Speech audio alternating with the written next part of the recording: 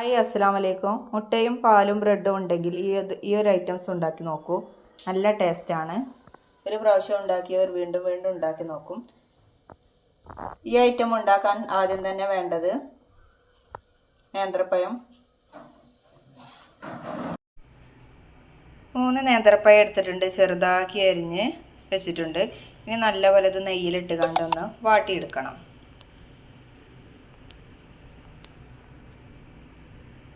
ആദ്യം തന്നെ പേന അടുപ്പത്ത് വെച്ചിട്ട് നമുക്ക് കുറച്ച് നെയ്യ് ഒഴിച്ച് കൊടുക്കുക. നെയ്യ് ഒഴിച്ചതിന് ശേഷം പഴം ചെറുതായി അരിഞ്ഞത് ഇട്ട് കൊടുക്കുക. അതിന് ശേഷം കുറച്ച് പഞ്ചസാര, ഒരു 2 സ്പൂണൊക്കെ പഞ്ചസാര അതിൻ്റെ മുകളിലൂടെ അങ്ങനെ ഇട്ട് കൊടുക്കുക.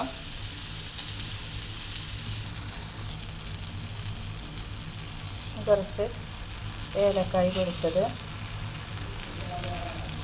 അതിൽ ഇട്ട് കൊടുക്കുക. നന്നായി ഇളക്കിയിട്ട് ഇതൊന്ന് വാട്ടിയെടുക്കുക. ആ നേന്ത്രപ്പഴം നല്ലോണം വാട്ടിയിട്ടുണ്ട്.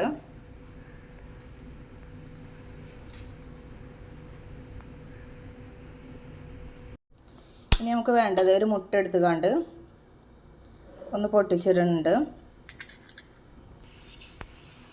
എന്നിട്ട് അതിലേക്ക് ഒരു ടേബിൾ സ്പൂൺ പഞ്ചസാര ഇട്ട് കൊടുക്കുക.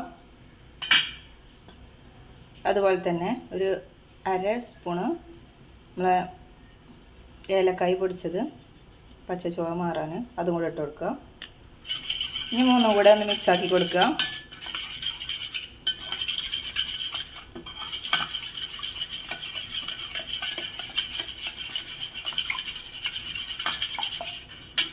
ഇനി നമുക്ക് പാന് അടുപ്പത്ത് വെക്കുക.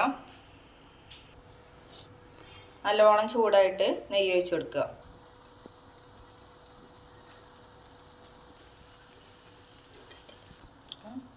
നെയ്യ് ഒഴിച്ച് കൊടുക്കാം.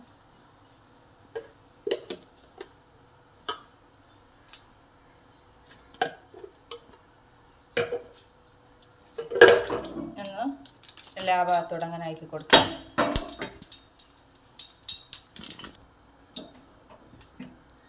ഇനി ബ്രെഡ് വെച്ച് കൊടുക്കാം.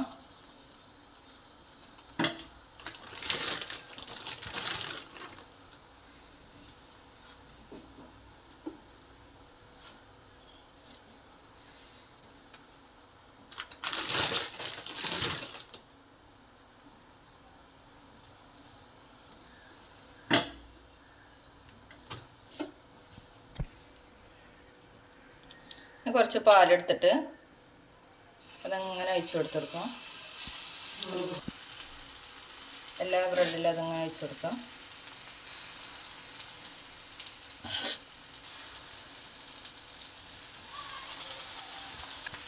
നമ്മൾ വാട്ടി വെച്ചത് അതും എല്ലാ ബ്രെഡിലൂടെ അങ്ങനെ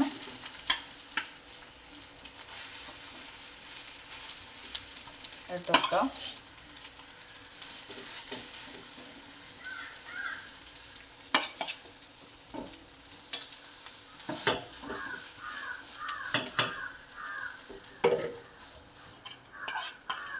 നമ്മൾ മുട്ട ഏലക്കായ് പൊടിയും പഞ്ചസാര ഇട്ടതാക്കിയതും അതും ജസ്റ്റ് ഇതിലങ്ങനെ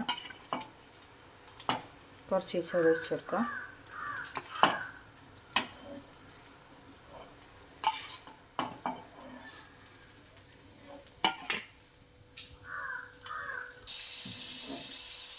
ഓരോന്ന് മറിച്ചിട്ട് കൊടുക്കുക.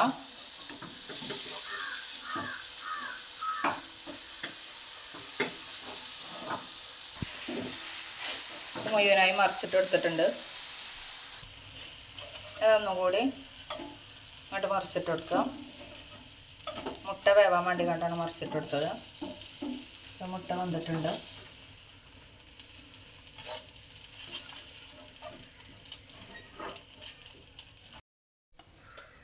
കുറച്ചുകൂടെ നെയ്യ് ഇങ്ങനെ ഒഴിച്ച് കൊടുക്കാം.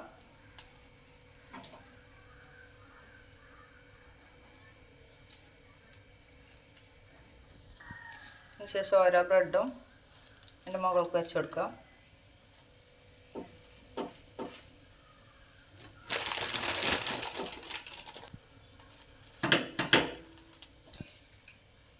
വീണ്ടും പാലൊഴിച്ച് കൊടുക്കാം.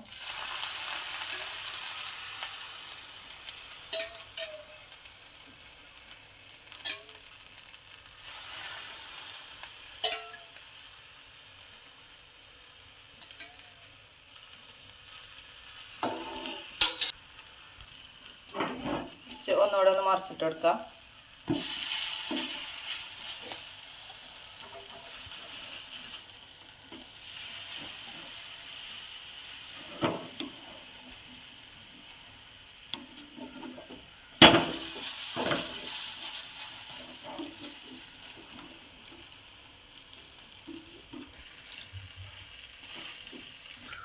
അപ്പോൾ താഴെ ഭാഗം വെന്തിട്ടുണ്ട്. ഇനി നമുക്ക് ഒരു പാത്രത്തിലേക്ക് മാറ്റാം. അപ്പോൾ ഈ ഒരു ഐറ്റം ഇവിടെ റെഡി ആയിട്ടുണ്ട്. നല്ല ടേസ്റ്റാണ്. ഒരു പ്രാവശ്യം ഉണ്ടാക്കി കഴിഞ്ഞാൽ വീണ്ടും ഉണ്ടാക്കും. ഇനി ഒന്ന് ട്രൈ ചെയ്ത് നോക്കൂ കേട്ടോ.